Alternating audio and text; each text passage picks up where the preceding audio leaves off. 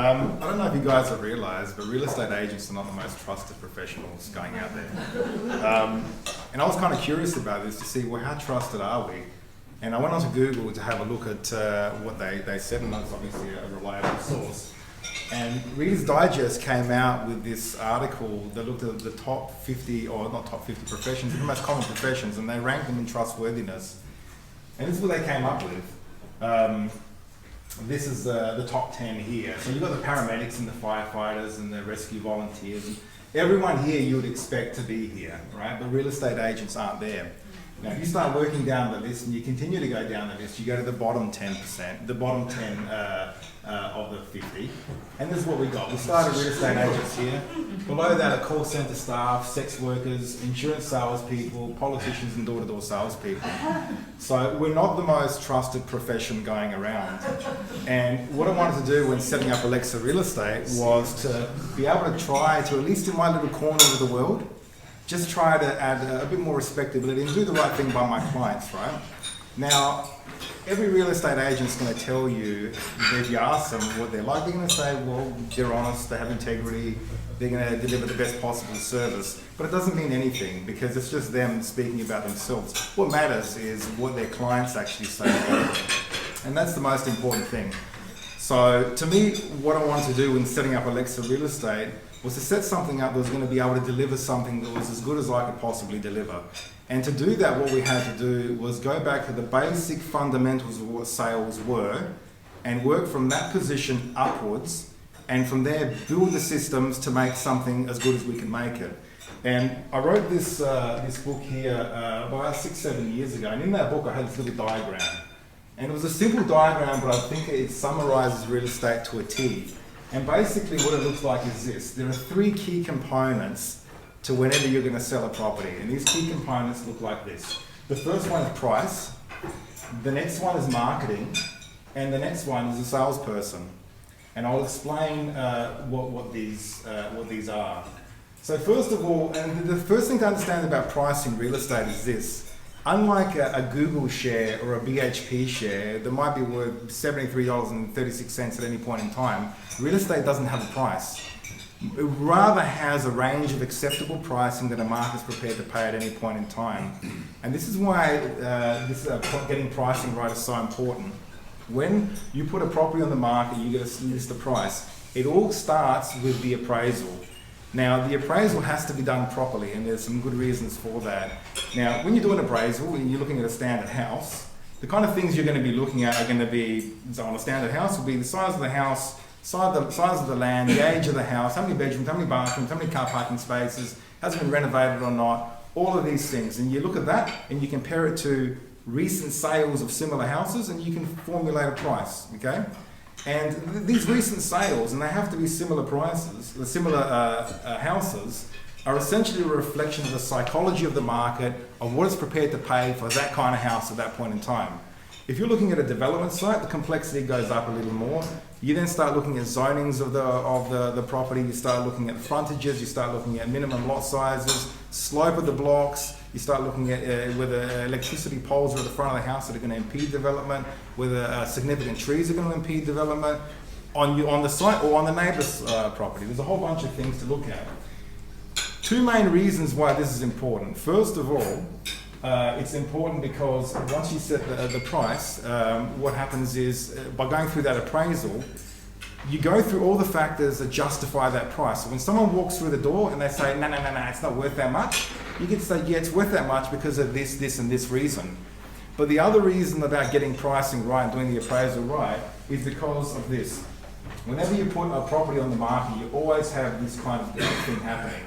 This is volume of people over time, okay? Now, every property at the beginning will have a high volume of people, then it tapers down over a period of time. If let's assume that you're looking at a house, right? And let's just say it's on average worth about $100, okay? If you go ahead and you put that property on the market for $50, you're going to end up with this wild amount of people coming through the door. You have a huge amount of competition. But what you've done is you've set the price at $50. You've essentially created a glass ceiling that if you start pushing past, it's like an elastic band. And you probably may never even get to that $100, okay? if, for the other side of the coin, you put on the market for $200, okay? You put the property in the market for $200, all of a sudden what happens is that curve looks like a flat line. Nobody comes, there's no competition. If there's no competition, who's going to drive price up? And if no one's driving price up, again, you may never even hit that $100. But if you hit the sweet spot in pricing, if you've done the appraisals correctly, you hit the sweet spot, what happens is you get a good amount of people coming through, and at the same time, what you do is you set up an environment of competition that the price starts getting pushed through to potentially at $100 or maybe a little more than $100. That's why pricing is critical, and getting that right is critical. The next thing that's important is the marketing, okay? Marketing is important. One of the things that we decided at Alexa when I started the sales division is that we're not going to be restricted by marketing in any certain way. And what I mean by that is this: if you look at franchises define themselves by how they look, and they have a certain type of marketing, and they do marketing in a certain way. It might be when you go to an open, you get the flyer, it's a one-page flyer. It might be an A3 folder, but they have a certain type of look. The issue with that is that every single property is different. And if every single property is different, how do you explain all the benefits of that property in a certain rigid way? So what we do is we have booklets that literally have ranged from 16 pages to 32 pages, not for the sake of putting volume in there, but for the sake of actually being able to describe that property. Some properties you may need to be top heavy with technical information, say for development sites. Other properties may need emotional information like history or something like that. Other properties may need area information. The thing is, anything goes when it comes to putting these properties on the market. The most important thing is that that specific property is actually represented in the best possible way. And we're able to do that by having our booklets, and the kind of information we're able to put in them, that tailors it to that property. Now, the reason for this is this: we said that a property doesn't have a fixed price, it has a range of acceptable pricing. The power of marketing came to me, it really hit me when I was on a flight from between states, I think between Adelaide and Perth, right? And I opened up one of the magazines, and I had this picture. They had a picture, on one page they had a picture of a rock, and on the other page they had that exact same rock sitting on velvet in a little box, and they called it an exfoliating rock. That exfoliating rock was worth $100. That rock on the other page was worth nothing. That's the power of marketing, because marketing is all about changing perception of how people see things. Negotiation begins at the marketing, because what you're doing before the agent even opens their mouth is you're putting the marketing in front of them that's beginning to change their perception on how they see it. That's why it's so important to put the right stuff in there, okay? The next thing is the salesperson, okay? Now, as a salesperson, I primarily think that there's only two things that I do. There's a whole bunch of other stuff like admin and stuff that I don't like to do, but there's two things that I really do that is the most important. The first thing is the marketing, okay? I design and construct that marketing in a way that's going to be the most appealing to the people that come through the door, okay? And we've already discussed that and the reasons for it, to be able to change perception. The other thing that I do that's really the most important is negotiate. Now, like we heard before, basically I've spent 6 years pretty much touring the country from time to time, lecturing in the area of negotiation, and I've written a book in the area of negotiation. So I think I've got a reasonable idea of negotiation. And the beautiful thing about negotiation is this: that the more time you're actually doing this in this industry, you start to learn more of the nuances of how people speak and how the tone goes, and understanding what to say and when to say it, okay? So I've got that, I think I've got that down pat. The other thing that we do, I guess as a salesperson, because one of the things that is my primary role is to orchestrate the whole thing. One of the things we also do, and I can't go through everything that we do at Alexa, but one of the things we do is whenever we stick a property on the market, it's our policy that we'll put it on the market, and it'll be on the market at least once a week, every single week until the thing sells. If it takes 16 years to sell the property, we'll be on the market every single week until the thing sells. If we have to do 2 opens a week, because it's appropriate, then we'll do that, right?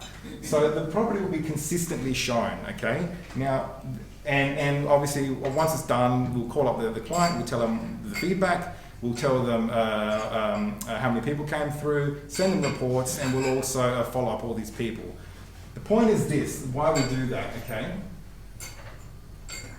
Is this: if everything here is done effectively as possible, if we've optimized all of these and they can synergize together, we have the best chance of getting the best outcome for the client, the best price, okay?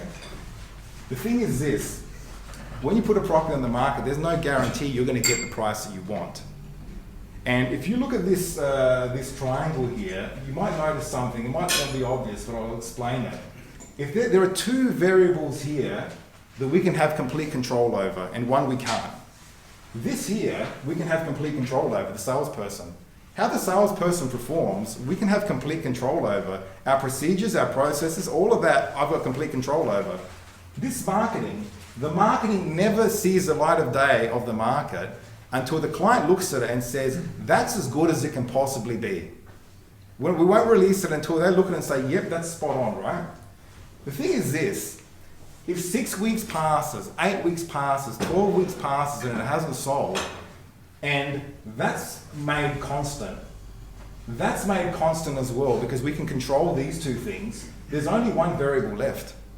And what happens is that the client gets to see, after all these weeks, this is why we do it every single week, we run it open, we provide the feedback, they get to see exactly what's happening. It's a completely transparent process so they get to understand that, okay, we've gone 12 weeks, it hasn't sold. But the thing is, the marketing, I agreed from the very beginning, was going to be perfect. Well, it was perfect. Angelo's done what it was supposed to do, so that couldn't be the problem. If it hasn't sold in that time, price has to be the issue. And it makes it easier for them to be able to make a decision if they need to make a price adjustment, to make that adjustment before the property stays on the market forever and the property starts to become stale.